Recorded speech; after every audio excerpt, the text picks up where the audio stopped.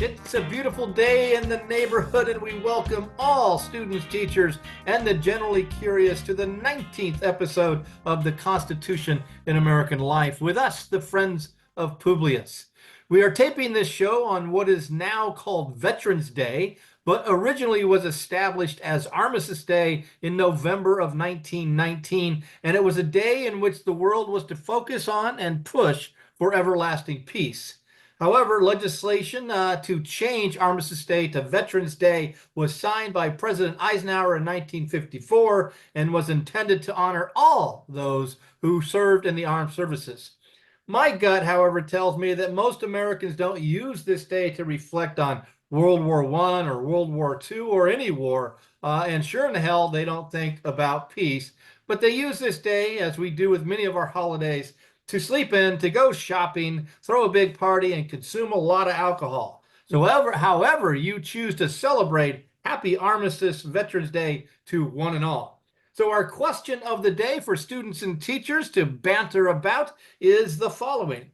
Would you support a constitutional amendment that would allow for the recall of both House members and Senate members? Why or why not? An amendment that would allow the recall, which exists in many states' systems. Would you support an amendment to do that at the national level? And then we move on to one of our favorites, and that is this day. And of course, this day, we're not going to do Veterans Day. All right. Sorry, gentlemen. Don't mean to disappoint you. So I found something that might be, equally as important, but I'll wait to see and hear what you have to say. In this day in 1969, all right, I believe that's your birth year, Professor Williams. That's correct. All right. So this day in 1969, the PBS program Sesame Street debuted. Major, minor, major, whatever it is. Professor Williams. Oh man. I'm gonna go mid-major, but I don't have enough sort of off my head. Well, I'm just wondering because I watched a lot of it growing up for sure, and I learned a lot from it. So for me, it was pretty mid-major. I think that's a good enough, because I'm wondering, so Professor Kavanaugh, did you watch Sesame Street? Because you were probably 10, 11, 12 or so No, when it first came out. I did not. My son did. So he was still going strong, when many years later when my son was born. So As a parent? As a parent, yeah. So I'm gonna go mid-major with Mike. I think it's very important. Holy smokes, for something that has been around for as long as it has in terms of educational TV, and obviously it's gotten sucked into culture wars at times and those things like that, which is amazing to me. But it's yeah, I think it's a very valuable tool for many Americans. Professor Moore. Major. It for all those, honestly, it's kind of kept PBS alive at times, because the educational outreach component. But I also, it's just the countless million kids that was, because the theory is interesting. Can we entertain and teach? And I know that there's a fairly significant debate about whether is Mr. Rogers better than Sesame Street. Well, I don't know that. They have different niches, but I would say it's major because it challenges the notion that maybe we can entertain and teach. So I think it's major. I think we maybe have to set up a debate, Mr. Rogers or Sesame Street. That's almost what they're with the Gilligan's Island debate of Marianne or Federalist, anti-federalist, federalist, anti-federalist. That's what it's akin to. I'm not picking sides between Mr. Rogers and Sesame Street. No way. That's a lose-lose proposition to try and pick a winner on that. I'm already But you will on the Federalist, anti-Federalist. Oh, clearly. That's much easier. Much easier. Well, thank you, gentlemen, for your insights there. And just to know that TV programs around as long as Professor Williams.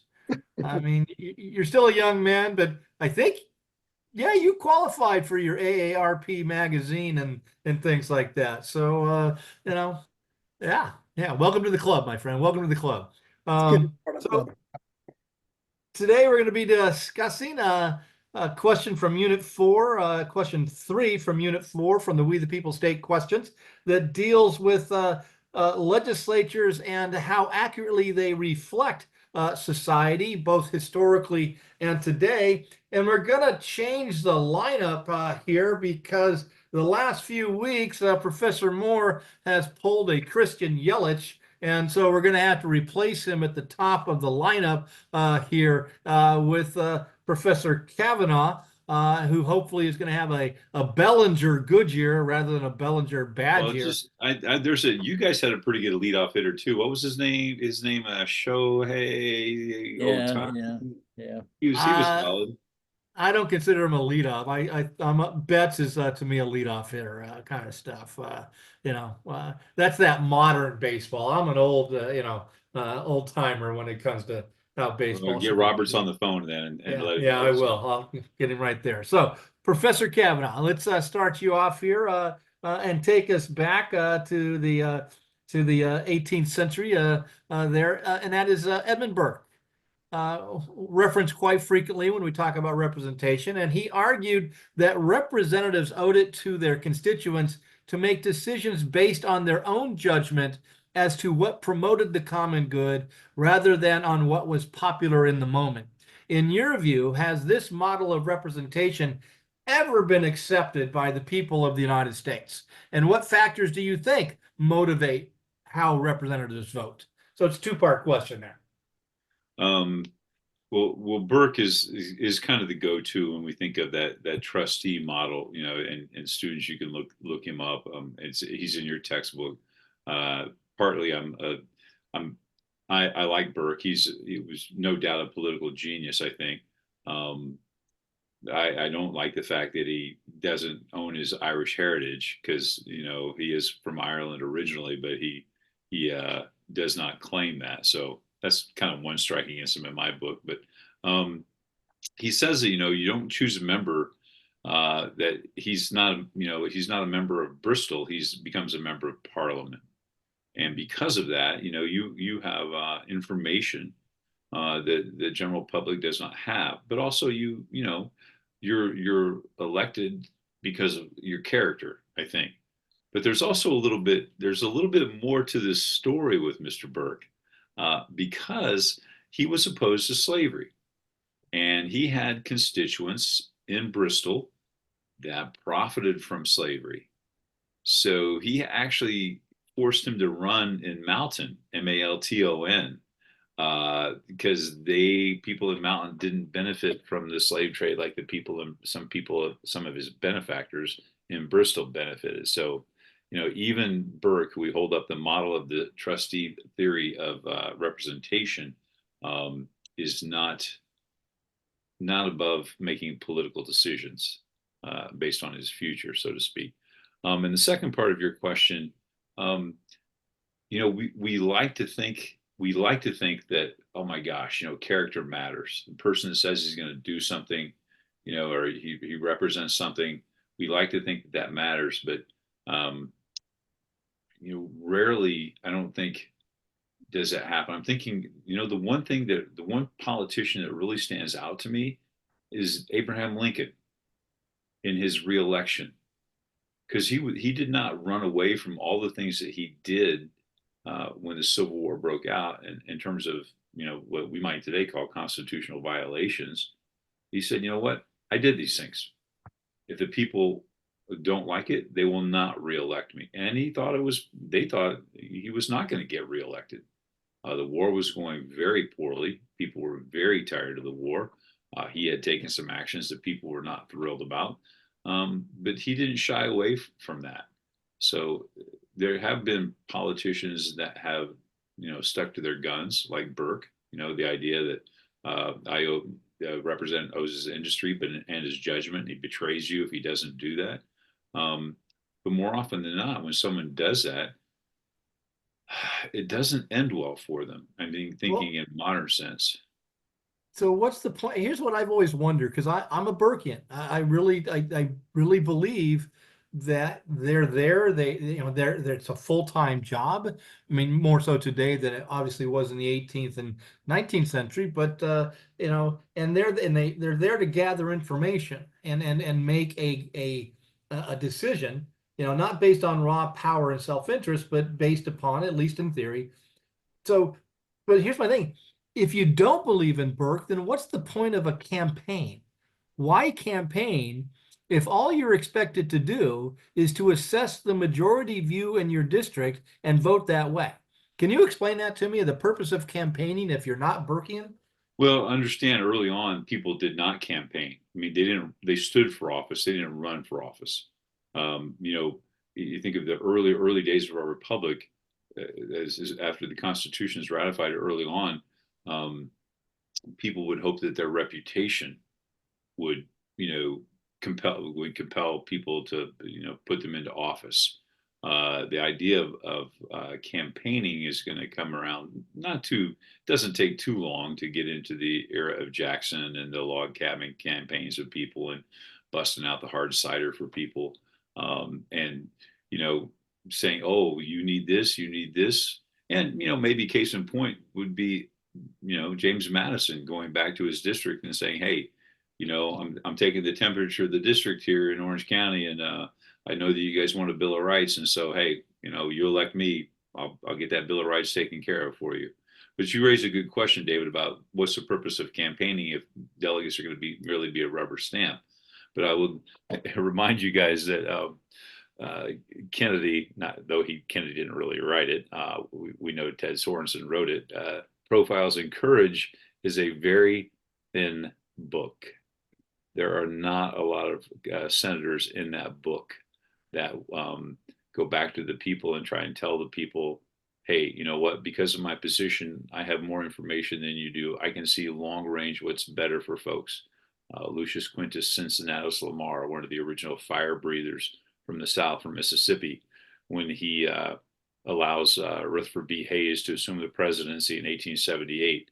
But he also tries to explain to people, listen, we're going to get home rule out of this. This is going to be better for us in the long run. But he is vilified, absolutely vilified. So again, Profiles in Courage, very small book. So, Professor Moore. Actually, I have an answer for your dilemma. Okay, please. I think why do we if you're a Burkean, why would you campaign? Well, my short glib answer is America's never really adopted the Burkean view. Therefore, we do want, at least and this is what we've always wrestled with, are we going to send a rubber stamp to Congress, or do we want a Burkean in Congress? We've never really, I mean, rhetorically, we've always wrestled with that. So why do we campaign? My answer is because we're not fully Burkean. And it doesn't take as long to start campaigning. I mean, in terms right, of games, right, it doesn't take long. Right, right.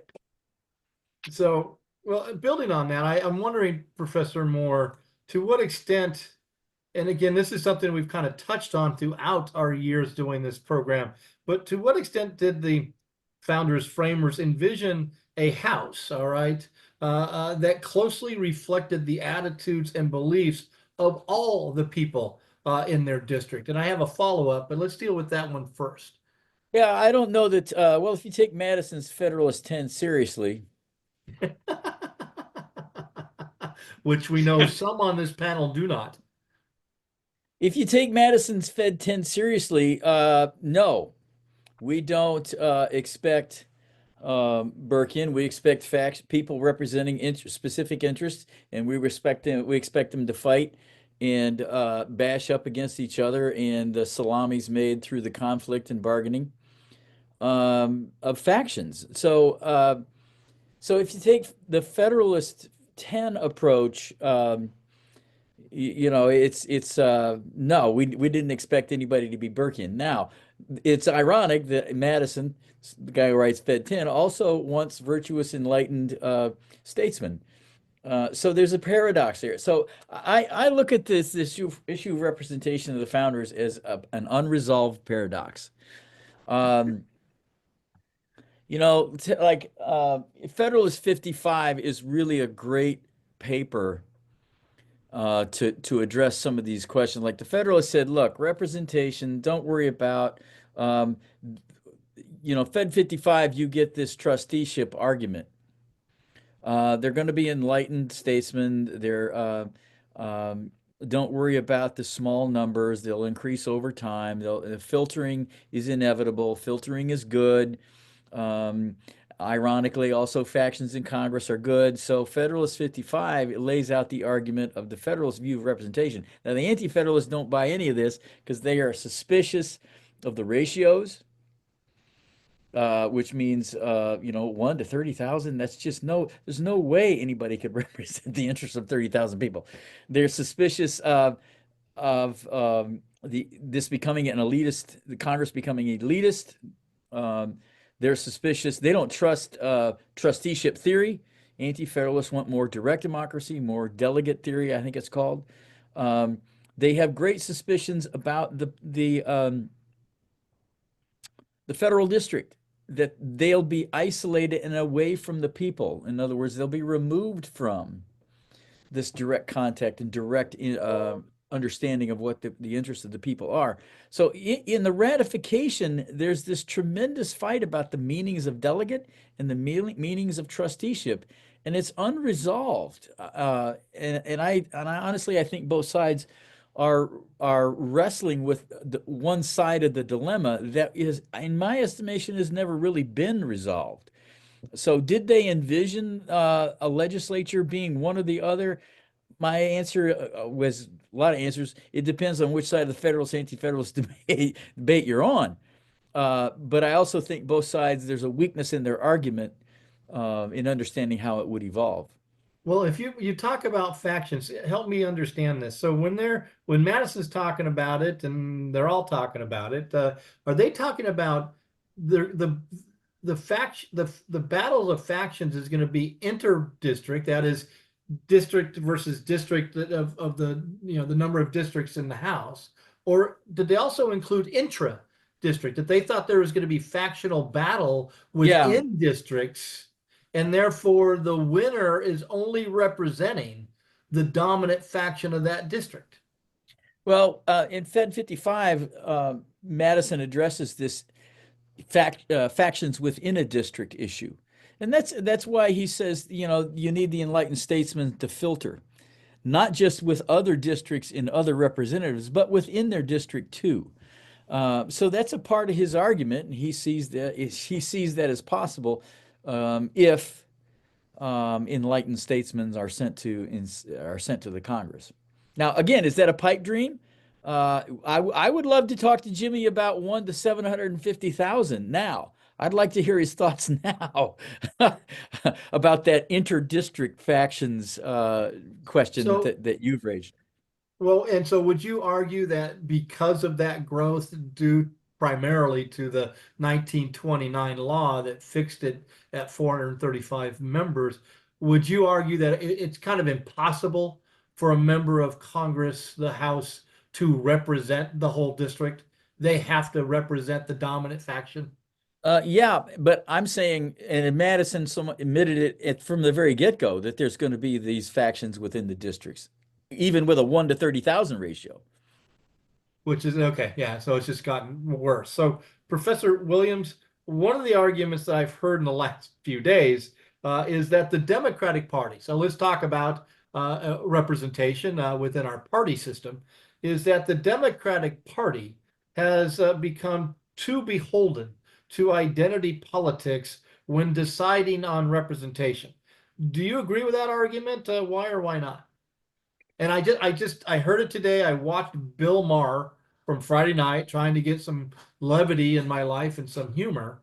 And one of the members on the panel said the problem with the Democrats is they're beholden to the trans group and to the politically correct pronoun group and to African American group and all these identities, and that's counter to the American way and counter to their ability to have political power. What do you think? Yeah, thanks for this question, David. I really You're appreciate welcome. it. Yeah.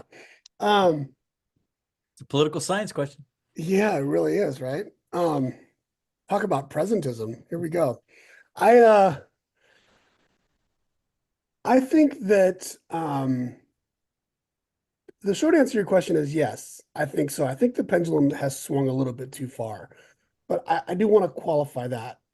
I need to qualify it in a few ways. Um, the students watching this, teachers watching this, I've been in higher ed pretty much my whole life. So I'm swimming in water where what Dave is referring to as identity politics and talking about the Democrats is something that is just, it's part of the water that I swim in a daily basis being in higher education. There's a lot of the narratives around is around this. So I have to be honest, it takes a lot for me to break out of that bubble and to be curious and to see beyond the own water I'm swimming in. As I've been reflecting, like every Democrat has been reflecting the last week or so, I think it's you lose an election, you're searching for answers. I think it is one thing that I think Democrats should look at. But here's the tension, it seems to me. I think uh, having a seat at the table and being part of that is super necessary. I think if we just were not to think about issues of identity just to keep moving along, we might not invite a lot of folks to the table. We might not hear a lot of voices of groups that we need to hear. I think it can go, I think that can swing to an extent to where you think someone's whole being is aligned with race, gender, or something like that. And I think that that's where the pendulum has gone too far. In preparing for this, I was thinking about Maslow's hierarchy of needs and thinking about this election result, right? And where Maslow takes us, obviously, is this idea of self-actualization. But in certain cultures, that's not where the high point is going to be belongingness. It's going to be community. But his beginning points are, I think, are something that all political parties should be thinking about. People, first and foremost, want their basic needs met, and they want to feel safe. And I think if you look at something that the Democrats didn't have a good maybe message for, maybe it was just built into the physics of this election of answering those questions. Demographics is not going to be destiny for the Democratic Party the way they thought with in 08, 09 with the Obama coalition. I think I think it's actually healthy for the Democratic Party to think through. I don't think to give up on identity politics, or this is what I want to say, not to give up on having as one of your values to give voice to marginalized groups who may not have a voice, but how do you balance that in with what people as people more universally just need? A couple of surveys I've come across, and I'm sure all of you have come across this the last few days, of, when you poll folks like me, or folks like us, highly educated folks involved in education, you ask, how much is racism a problem in the United States? We tend to say it's a bigger problem than a lot of African Americans and people of color would say. And I just think that observation alone is maybe there is some elitism that has come into this for sure, where it's one thing to give space for marginalized to have a voice, but it's another thing to speak for them in a way where we're not allowing their voices to really be heard. And I think one of the things I'm looking at as we kind of parse through these election results is a lot of Americans of color voted in favor of Trump and the Republican Party, which at first blush seems like, is that a contradiction? But again, I want to be curious about this and to kind of really figure out how folks can, like all of us, can have more than one thought in their head at the same time, right? And should be making political choices on that. I'm not sure if I answered the question, but that's my shot. Yeah, well, let I me think ask the you mon I this. think I think Mike's point about assuming a monolithic vote I don't know if that's the right word that political scientists would use, but I mean, okay, so let me say, is there such thing as a gay Republican? Is there such a thing as a conservative African American? Is there such a thing as a conservative Hispanic? Is there such a thing as a anti-Roe woman? Well, I think the recent election into some of those questions would be, yeah, there are. So I think the critique, I think it's fair to assume a monolithic, singular nature to political persuasions within groups. I think is a little extremely ham-handed.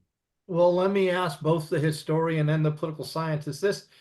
Is this really new? I mean, haven't we always, all right, campaigned and targeted groups based upon certain demographics, certain specific factors of class, possibly race, ethnicity, things like that? And so is this accusation even that legitimate given our history of a diverse people, and therefore given possibly diverse interest amongst a diverse people, you're going to campaign trying to target certain things. I don't know who wants to jump on that, the historians or the political scientists, but Mike, Yeah, yes, for sure. But at the same time, I don't know how far back in history again, which election are we going to where this is all kind of played out? I mean, with a vast majority of people of color, we're talking about 1965, so we're talking about the 1966, maybe the 1968 election. And I would argue the party that is the first one out of the gate of, I guess, playing what we're calling identity politics today weren't the Democrats. It was Nixon Republicans thinking about what by opening up the doors where the country is really clearly multiracial in a way that it was just in No. words before that. Then I think we see that motion put in. So I don't know. I think for the students, and you don't have to buy this. You don't have to buy this. I just think it's helpful for me when I think that, oh, we're still only 60 years into this experiment rather than 250 into this particular part of the experiment about what it means to be in a multiracial democracy where people are actually participating and their voices are being heard. So I think we don't, yeah. I think Ulysses S. Grant would like a word. help us out. Help us out. Yeah. Party of Lincoln. You look at the African American vote in that window of time during Reconstruction, where Reconstruction was actually working, and you absolutely it was identity politics, because this was the party of Lincoln, the great emancipator, whether he deserved that title or not. Ulysses S. Grant sweeps into office with vast power. Fast forward to Woodrow Wilson and the 19th Amendment. The coming to the realization that, hey, we can stand against this or we can support this, and that we're going to get a lot of voters in our side here. So there have been periods of time in history, to your original question, David, that absolutely we've used identity for a political purpose. Right. Well, and and Mike, I think in the modern era, I would agree with you.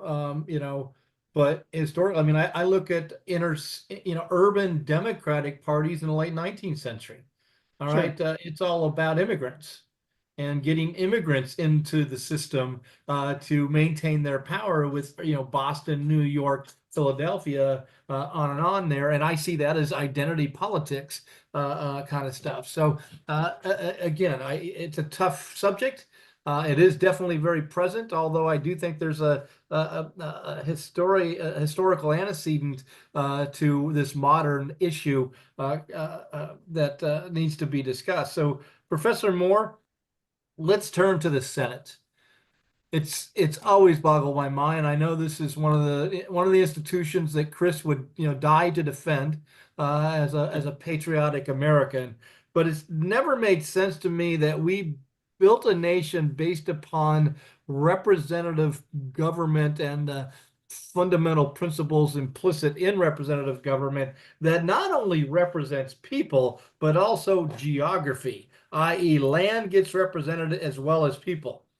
Can you help me understand this seemingly inconsistent system of government? Lincoln did not say government of the people and lakes, by the people and mountains, and for the people and cow pastures. All right, he didn't say that. It's the people. So explain this to me. Well, I'll try to explain it to you, David, so you understand. Like I'm a fifth grader. Please do. Please do. The disingenuousness of that question is stunning. Stunning. Look, by the way, that was hilarious what you just did. It wasn't just we the people in lakes. Okay, ha ha ha ha ha. That's funny. However, again, students, I would like to take exception to the premise of the question. I believe that when what you characterize as representing geography in the Senate, I think with a straight face, I can say, well, the founders are still committed to people being represented in those geographic things called states. Now, we can argue about whether that was a necessary bargain or not at the founding, and I do think that that's a fair discussion now, because I think Chris, over the years listening to Chris, I think it's a pretty good argument that we should reconsider the Senate. But I still think that there are people being represented within those geographic things. And I'll go further and say that the founders, in representative governments, geography always is there, because you always have to decide some geographic, unless you're going to go at large. And for the nation this big, I don't know that we want at-large elections for our legislature. So you're always going to have to wrestle with the geography issue. What geographic space do these representatives exist within? Now, what you call representing geography, I say representing people within geographic districts, states, boundaries. I think it was always there. And I do think there's a philosophical idea at work in any assumption that geography, well, like, for example, the Federals, anti-Federal, or Northerners always accuse Southerners of being X, Y, and Z. They would describe them culturally. They were culturally different. They were like foreigners. And the Southerners would do the same thing. Northerners are very different from us. They think different. They talk different. They have different interests. They are different people. Well, so there was this notion that geography mattered. And embedded in that is this idea of, I think, what geographers call environmental determinism, that you are where you're from. Your soul, in your being, you are a creature of where you're from. So under that assumption, which is arguably not true, but you are, in a sense, where you're from. And so if you believe that, you may be more prone to think about representing geographic spaces, because there's a unique cultural piece to you from being in that and from that space. I'm saying that that's at play in the founding. There is an assumption that your character, your being, who you are as a person, is wedded to where you're from. And I think in a more modern sense, that's an arguable point, especially with a national economy and a national system of media and all that kind of stuff. I think a lot of that is obliterated, but that's in play, I think, at the founding. And I'm not going to disagree with you that you are who, but why does that imply that because you're from a less populous state, you should have more political power in the body politic? Because that's what ended up in the Senate. And yes. And again, you can question the assumption of my statement, but I do believe I have little Jimmy Madison in my corner, who advocated proportional representation state by state. Yes, we do believe that Connecticut and Alabama, or Georgia, or whoever it is, they're going to be different people, but the number of people is what matters, not the state identity eliminated from the people. I guess that's my argument. Well, great, but Jimmy lost that argument, and he's, in my assumption, I don't particularly like this, but I think that he was railing against a 150-year tradition of separate entities, separate sovereign entities. Now, whether we like that or not, that's a presentism question. I'm saying he has an idea, and you're right. He would have his representational system would not have had this Senate the way we currently have it. But he's also naive in the assumption that his proposal is going to run counter and trump, no pun intended, 150 years of state sovereignty. That was naive, I think, on his part. Chris? Well, first of all, one of the things Tim was describing there towards the end of what he was talking about reminded me of sectionalism. We teach that idea, that concept of sectionalism, Yeah. leading up to the Civil War, obviously. And I've said this, countless times on various shows, that, again, go to the last paragraph of the Declaration of Independence. We are free and independent states, and as free and independent states, we have the power to do all these things. Levy war, conclude peace, contract alliances, and all these other things that free and independent states have a right to do. So we're coming from that history of independent states coming together under the Articles to defeat the British, and after that, it's kind of game on, kind of every state for itself. So when you get to the Constitution, you have to have a document that's going to be able to be ratified. You have to have a document that's going to be able to get the people on board. And you're asking people to give up state sovereignty to a new entity is a very difficult thing. So this is, Madison loses this. I'm with you, David. Madison maybe long term had a better idea, but short term for ratification, you got to make that compromise, and we end up with perhaps a not very fair Senate. Mike? It was one more point about this environmental assumption of you are where you're from. I think the anti-federalists were quite concerned about the terms and reelectability issue, and they insisted on rotation in office. And I think if you think about that, to me, what they're saying is, we don't want you to go off to this place called this national capital, and you're going to become something different. We want you returning, because the anti-federalists talk about this all the time, return to the people, return to the people. I think what's going on there is we want to make sure you're tethered, that you're true to who you are when we sent you there, and you're going to come back and get reminded of who you are. That rotation in office really, I think, does assume some degree of environmental determinism. We don't want you going away and not being like us anymore. And don't forget, students, under the Articles, there were term limits under the Articles. Mike? Yeah, I just remember in his book, How Democratic is the U.S. Constitution, Robert Dahl, he goes through this argument.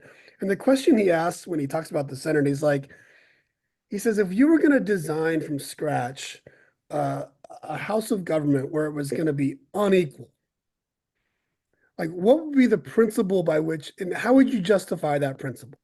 Like, why states?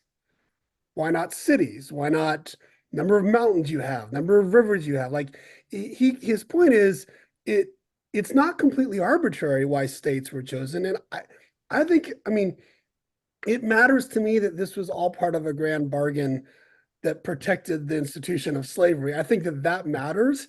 I think bleeding Kansas, like, once we open up to westward expansion, this idea of environmental, whatever, right? Come on, people are going into these states not for what this, like, they're trying to bring with them who they are to these new states. And then finally, once you get the 17th Amendment, it just seems ridiculous that then it's like any notion that this is here to represent states. When now you have said that your senator is not going to be chosen by your state legislature. I don't know. It's too much contradiction for me to hold. And it's just unfathomable to me that we have this institution today in 2024. It just seems really, really unfair. So, Professor Kavanaugh, Professor Williams just threw down the gauntlet on the 17th Amendment. Do you agree with him that the 17th Amendment pretty much eradicated the whole foundation of the Senate and representing state interests? Is that accurate, Mike? I don't want to. Yeah, no, sorry that I jumped on Chris's question. No. But is that an accurate representation of what you just said? Okay. Yeah. Yes and As no. the great defender of the Senate, Chris, we know that. I am the champion of the U.S. Senate. Yes, I am. I think Madison in Fed 62 called it a double advantage, favoring select appointment and giving it to the state. So I mean, at the founding era, so even here's Madison, who didn't like it. He's going to defend it in the Federalist Papers, which gives you an insight to really what part of the reason for the Federalist Papers is kind of a sales job, because it's not what he supported, but he's going to defend it. This is a double protection. But you end up, I don't know that the direct election of senators really changes much, because if you think about it conceptually, who elected the state legislature? The people of the state. So how does that change? I'll put something in the show notes. It's actually an excellent podcast and a column, 2 columns by 2 scholars debating this. One of the things that's frustrating for me, they never actually get into the issue of corruption at the state level, which is a little frustrating because you see this out of the progressive era. But you had, my goodness, in the 1830s, prior to the Civil War, you still had people that were doing the public canvass for the Senate position. Perhaps one of the most famous is Lincoln and Douglas. The Lincoln and Douglas debates as they travel up and down the state of Illinois, trying to do this public canvass to get they're trying to get this public support for the position of the Senate, so they would be chosen by the Illinois state legislature as a senator. So they're already appealing to the people. And then there's the Oregon system as well. The Oregon system allows the people to have a say in this. That was in the 1890s. They was trying to think. They were required to stay on the ballot, whether they be abide by the results of formerly non-binding direct election for U.S. senator. That's the Oregon system. And part of the issue too, states did not have. I'm trying to remember this term. Dang it. The power to make senators do what they say. There's a term. Instructions. I'm sorry. Instructions. Instructions. Was it? Yeah, but there was another term that I'm thinking of, though. I'm not sure if that's it. To compel the senator to vote the way the state legislature wanted them to. So they didn't have that power. So, this increase in democracy and with the ratification. And by the way, there is a relationship between the 16th Amendment and income tax and the 17th Amendment. There's a little bit of bargain being struck there to get that ratified. By 1908, 28 of the 45 states use the Oregon system or other some form of direct elections. So it had far-reaching support in the House. I know it's going to be shocking to hear that people in the Senate push back because they would have to, campaigns might get more expensive. I don't know, but they withheld they were able to stop that amendment for about 20 years until it's finally ratified. I'm sorry, I'm just getting long-winded in the history here, but does it change? I think originally it changes, but not now. I think when it's ratified, you're taking out part of this idea of corruption, where you have people that are, buying their way into the U.S. Senate. It's much easier to perhaps bribe your state legislature or use influence in your state legislature. But today, I think we see senators being beholden to special interests more so than they are to the will of the people. And well, I'd say they're more, attached to the special interest. I think they're more attached to their parties. All right. Yeah, than they are to their states. That's a great point, David. Actually, we start to see that during the era of Jackson, Andrew Jackson, and Jacksonian democracy. The party influence. I forgot to even mention that the party influence is so great. So that's a great reminder there, then and even now. Well, and again, I just a reference before we move on. You brought up Lincoln Douglas in what that was 1858. Yep. Yeah. Right. My understanding, I'm sure I could be wrong, but my understanding is if you would have had a popular vote in 1858 in Illinois for Senate, Lincoln would have won. But Yep. because of Douglas's, longer standing establishment kind of guy within Illinois politics, and it was the state legislature, he had more chips to cash in amongst the state legislature there. Kind of stuff, which I think you kind of talk about with the corruption that the 17th Amendment tries to deal with. So, I'm with Mike. I think it does change that, but I think more importantly is the evolution of political parties has moved senators away from representing state interests versus, I don't know if we want to call them special interests or party interests there. My question would be, if we were to repeal the 17th, and there are people that would like to see the 17th Amendment repealed, what effect would that have? And I'm not sure I know the answer to that. Would you make the state legislature going back to the way it was in the original Constitution before the 17th, how does that change the groundwork, so to speak? I think you're right, but for me, that's just another reason. I think this whole notion that states have interests that need to be represented and it needs to be equal for each state.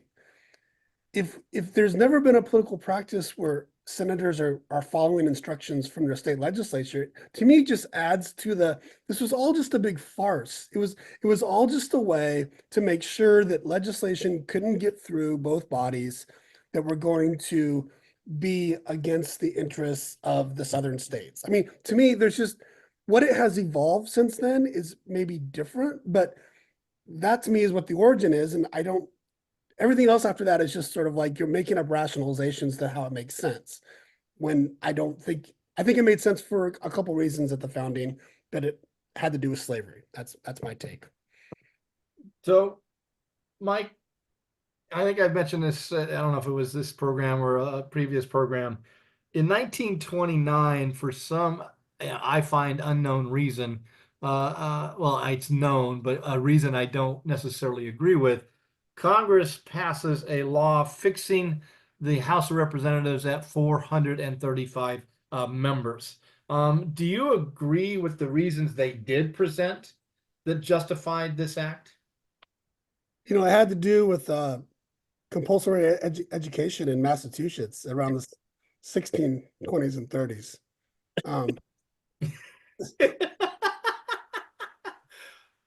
No, sorry.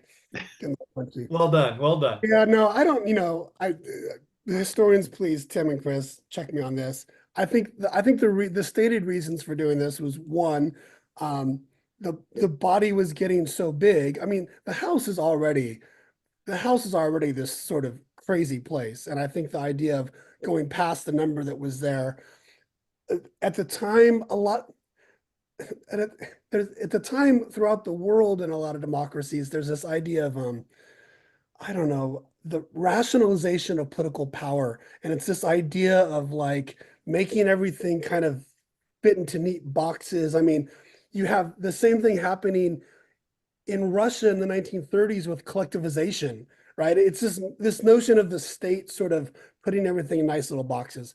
I think that has something to do with it. 430, that was a number where they said this is going to be enough chefs in one kitchen.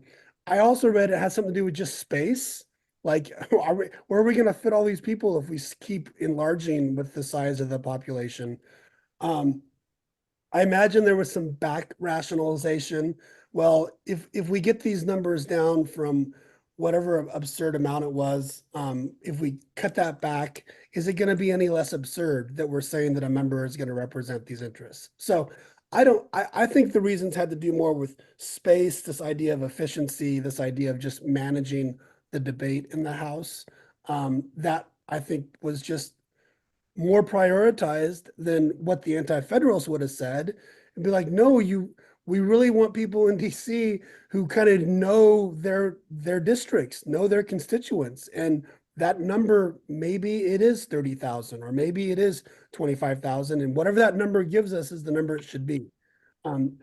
I just don't think you could pass laws with that many people. I think that was the justification. So you would agree with me that it diminishes representation in general. It diminishes the ability of every House member to represent their constituents. And I would also add, I think it undermines the one person, one vote principle that will be developed in the more modern era with these districts now that are somewhere between 600 to 800,000 members there because of the size of states and stuff like that. We damage representation in what is called the people's house. Would you agree with me on that? I think so. I mean, I think in some ways, technological innovations maybe help hold this back a little bit. I think when we're moving from horses and buggies to actual cars, when we're moving into radios and being able to maybe get messages out there, maybe that's going to like help. But I think it totally does undermine representation.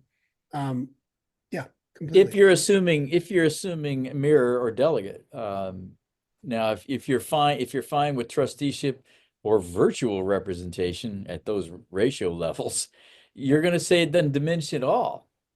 Yeah. Now, whether we elect smart, enlightened statesmen to do good winnowing or not, that's a different question. I would think the people of Washington, D.C. might have a couple questions for you about that. Sure. I would also encourage the students to, in this question, to check out the insular cases that happened, post Spanish-American War. When you think about Guam, Puerto Rico, these people that become American citizens, but yet they have no voting representatives in Congress. Yet the government still dictates to them, basically their existence, yet they don't have a say. I mean, DC has a person that sits in the House, but has there are 5 or 6 non-voting seats in the House right now. Yeah. So it's a little kind of weird that we're going to cap it at this arbitrary number and say, all you people on the outside looking in, well, it kind of sucks to be you guys. So we're going to virtually represent you. Right. And I would also suggest that they look at the UK. They look at the English Parliament. There are what, 600 and something members, and Yeah. they don't have the building to house those people. So not every member has to be in the premises there to carry out their duties. And again, it's not like a lot of exciting debate goes on in the floor of the House of Representatives these days that everybody has to be present. Yeah. Well, but we've certainly learned how to do remote work thanks to COVID. So, I mean, Mike, you were going to say? Yeah, just 2 other things that I learned in my research on this I want to share with the students. For those thinking about reforming this, there's something going around called the Wyoming rule. And the notion is that no district should be any bigger than the smallest district that's represented right now, which would be Wyoming. So whatever that number is in the Wyoming district, that should be the number that we then hand out the representation to. And the other thing I'd have students think about, especially if they get a chance to go to DC. Talk about tyranny of the minority. Yeah, it's going to be, no, that's a,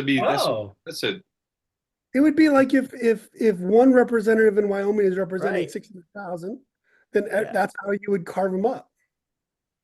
It's not giving Wyoming any more power. It's just Wyoming becomes the model for every other congressional district as far as size. And so if kids go to DC.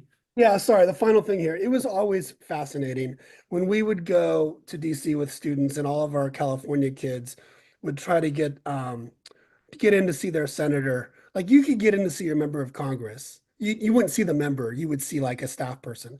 But to get in to see, at the time it was Boxer or Feinstein, you would never get that meeting, right?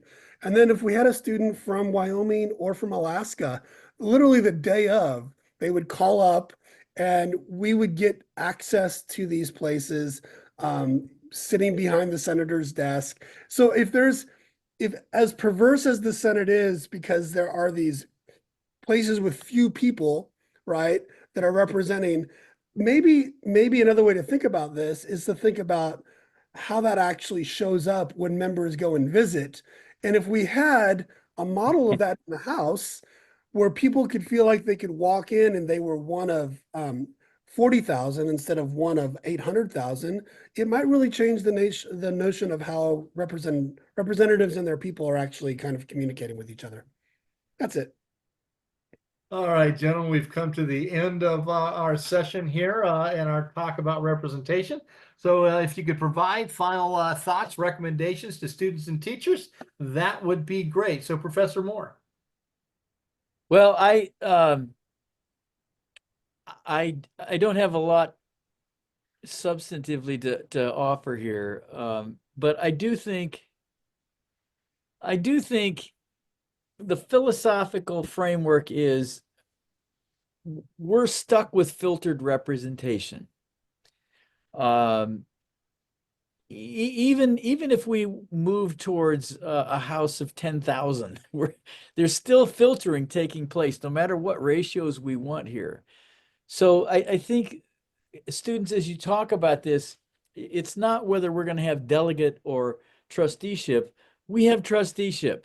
We've always had trusteeship, and this, no, in my view, my view of it is this talk about wanting delegate mirrored representation is naive, and it only works if you're in an Amish community of 20. So we're stuck with the trustee. How can we improve the trustee? I think is the fair discussion. It's not whether we should have delegate or trusteeship, which is unsatisfactory because Americans generally don't like that filtering because it equals elitism. And that's a cultural, we have a cultural problem with that. Professor Kavanaugh. I got to push back on that. I would say we absolutely do not, because all you have to do is look at some people that have spoken out that got booted out of the Republican Party because they didn't drink the Kool-Aid.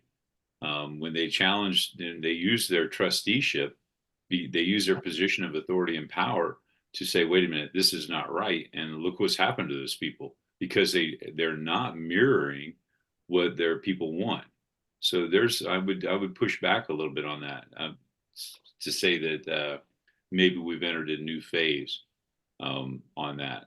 I mean, I think of like Adam Kinzinger or Lynn Cheney specifically, who were no longer welcome in the Republican Party because they used their position of power to see what was going on and to question things. And obviously, you can see that they did not get reelected. I think this is a tough question. And it was much easier. There's a great quote from James Wilson at the convention that talked about the representatives should mirror the people. And he says that. And I think Dave's question to Mike gets into the very issue of what we're talking about now in terms of identity politics. Is it based on ethnicity? Is it based on gender? Is it based on orientation? Is it based on socioeconomic? So it's a tough thing, and I'm not really sure. Think students, as always, just have good arguments for the positions you're going to take. Make sure you have people on your panel that will take perhaps opposite positions, even if they do not agree, and think about being able to defend those. But I think this is a tough thing to wrestle with. Professor Williams. Yeah, it seems to me that maybe this question highlights, I think, how ill-equipped some of our constitutional design and rules are for 2024. And I think folks in this unit should talk to your friends in Unit 3. We did a program before on gerrymandering. I think these two topics are kind of going together. Yeah. And I think it's part of a whole stew of dissatisfaction that Americans across party lines have with how the political system is actually operating. I think this election showed first and foremost how dissatisfied people were with their economic livelihoods, that I think is a 3-decade problem, but I think that was part of it. And I think the political solution in this last election is not going to be one that is going to, it's not going to be the answer. This new coalition is not the answer, right? So I think that I would encourage students, this is beyond the question, beyond the hearing and stuff. I think we need another kind of movement in this country to really think through, how do we design our institutions in a way that are going to reflect what our values are and how we want governance to work for us today. And I think that first and foremost on that kind of list would think about, how big are our districts? What is the role of the Senate? What is the role of representation there? I think it could go a long way if we start having one of those moments where we think about, redesigning these institutions so that they work better for us in the current place we're in right now. So to wrap this up, I've got two things I would share, and I've learned them both from Professor Moore. First thing is, students, if you ever have Professor Moore as a judge, or anybody who looks like Professor Moore, don't make a historical argument attacking the design of the Senate. All right, because again, yeah, well, you saw the conversation there. Secondly, I loved the fact, and I think this should be in every answer you have on every question you have. The phrase that Mr. Moore introduced tonight, unresolved paradox. That's your answer to everything, students, from now on.